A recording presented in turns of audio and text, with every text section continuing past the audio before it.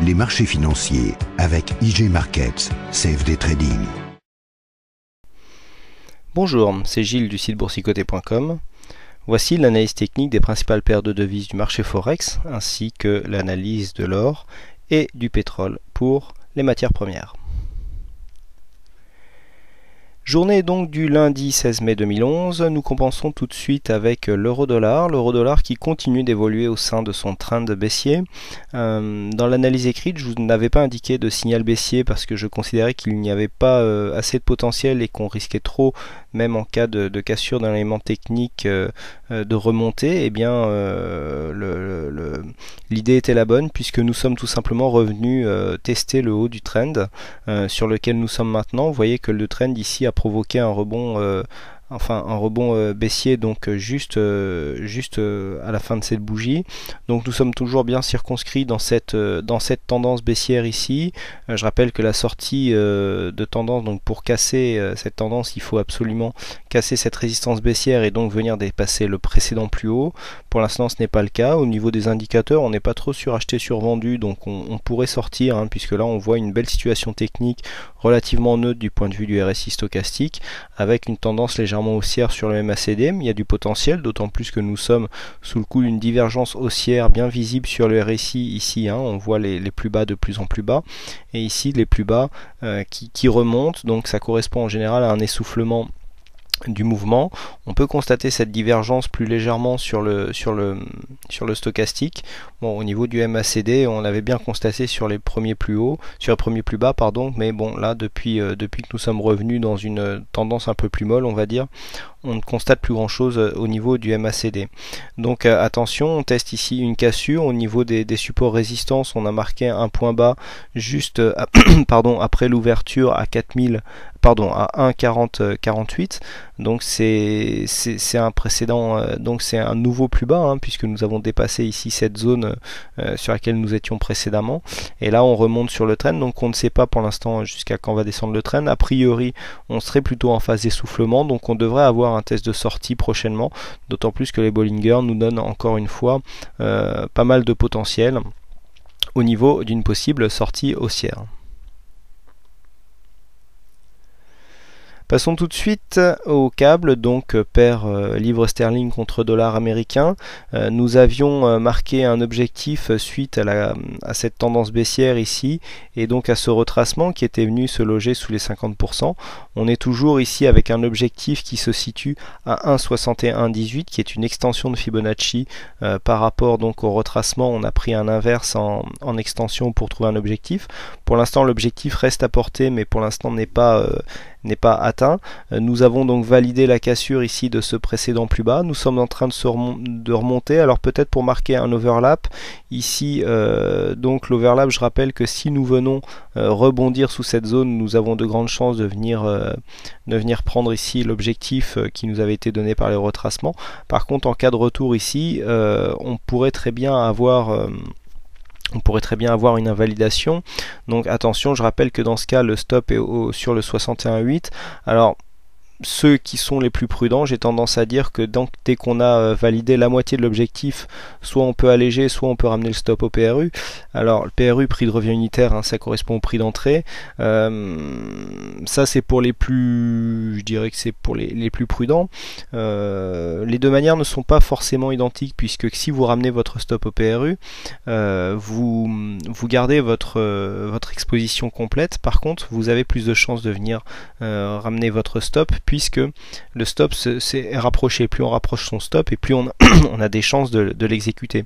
Par contre, si vous avez un stop ici sur le 61,8, donc à 1,6365, que vous avez pris la cassure ici à 1,6271, à la moitié de l'objectif ici, on allège un petit peu. Donc si on vient retaper le stop, c'est vrai que là on a plus d'amplitude. Donc l'usage est de dire que si on vient alléger la position sur une zone intermédiaire, eh bien on reporte donc l'amplitude qu'il y a entre le point d'allègement et donc pour retrouver le stop. Donc si on allège à 50 pips de gain, eh bien on place le stop à 50 pips du PRU initial, et donc dans ce cas-là, si on revient sur le stop, on sort sur un trade nul. Bon voilà, si je n'ai pas été assez clair, vous pouvez revisionner la vidéo, me poser des questions sur le chat, hein. En ce qui concerne le stop financé, c'est une manière un peu plus complète, je dirais, de gérer cette stratégie de money management. Donc pour l'instant, eh bien, nous sommes ici au niveau des cours. Nous revenons donc certainement tester la zone des 1,6270. Attention, donc il y aurait un possible overlap puisque là nous avons marqué un plus bas. On est revenu retracer, on a cassé et donc on revient ici. Si on rebondit sous cette zone en repartant à la baisse, grande chance de venir rejoindre les 1,6118. Par contre, attention, il faudra quand même casser ici la zone des 1,6146 pour ne pas tenter de marquer un double bottom. On continue tout de suite avec le dollar-yen. Le dollar-yen qui continue dans sa cassure de support haussier, puisqu'ici je vous avais anticipé plus ou moins une possible cassure du support. On était revenu chercher cette zone en résistance et là on commence à s'en écarter. En général, ce mouvement préfigure d'une continuité du mouvement baissier, hein, puisque là nous sommes dans une tendance clairement baissière, hein, si on écarte le graphe. Donc il y a des chances qu'en s'écartant ici, les cours viennent valider donc une continuité de la baisse qui serait ici marquée notamment par donc une cassure de ce plus bas ici à 80,33, pardon, avec une confirmation ici en cassant les précédents plus bas majeurs à 79,57.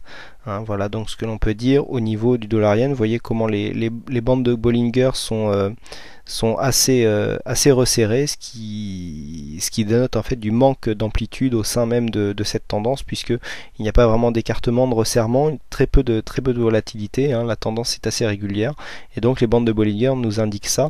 Idem pour l'amplitude du MACD, vous voyez on a très peu de grosses sorties d'amplitude au niveau du MACD. Le stochastique pareil vient très rarement en zone de survente, le RSI reste au niveau de ça. Donc c'est vraiment une tendance molle, je dirais. On n'a pas de gros mouvements, hein, on a l'habitude de plus gros mouvements que ça sur le Forex.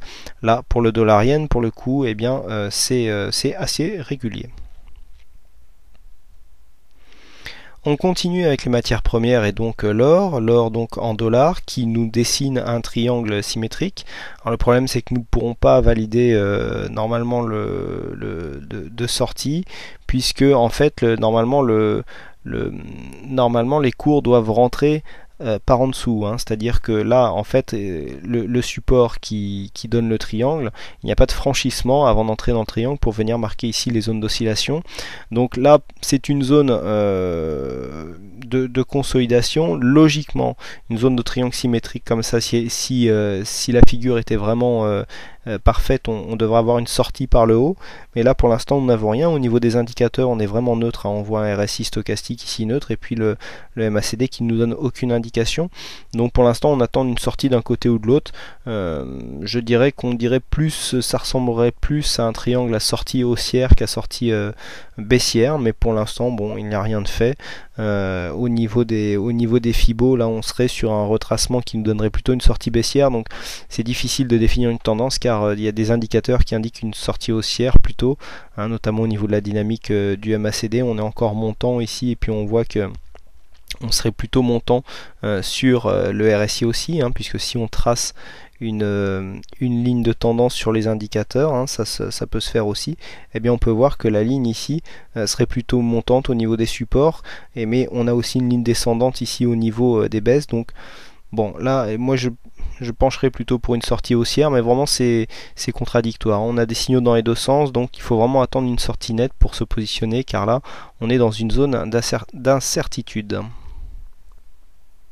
Et on termine tout de suite avec le pétrole, WTI, donc brut léger américain, pour bien remarquer que nous sommes repassés largement sous les 100 $, puisque nous sommes à l'heure où je vous parle à 97,76. Donc nous sommes toujours sous cette résistance baissière que j'avais réajustée suite à ce plus haut que nous avions indiqué le 11. Et donc nous sommes toujours, alors là nous avons une tentative de sortie, mais tentative qui est en train d'avorter puisque les indicateurs commencent à retomber et on voit ici que la bougie vient de recasser donc la zone des 98,25.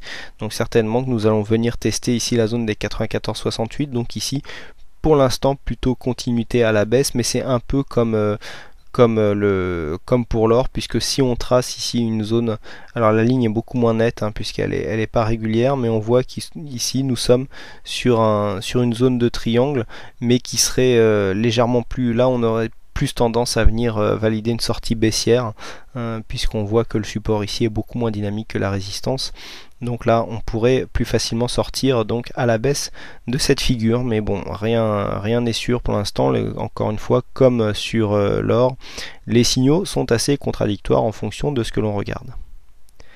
Voilà ce que l'on peut dire donc sur ces principales analyses techniques donc du Forex et matières premières.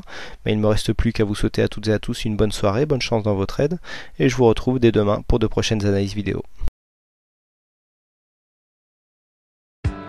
Les marchés financiers avec IG Markets, CFD Trading.